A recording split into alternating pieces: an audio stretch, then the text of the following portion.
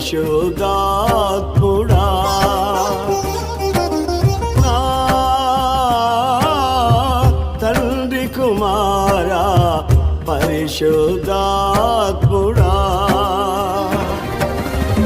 త్రియేక దేవా ఆది సంభూతుడా నిన్ను నేనేమని ఆరాధించెదా త్రియేక దేవా ఆది సంభూతుడా నిన్ను నేనేమని ఆరాధించెదా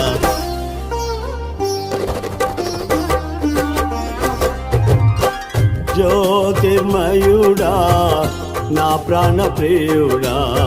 స్తుతి మహిమలు నీకే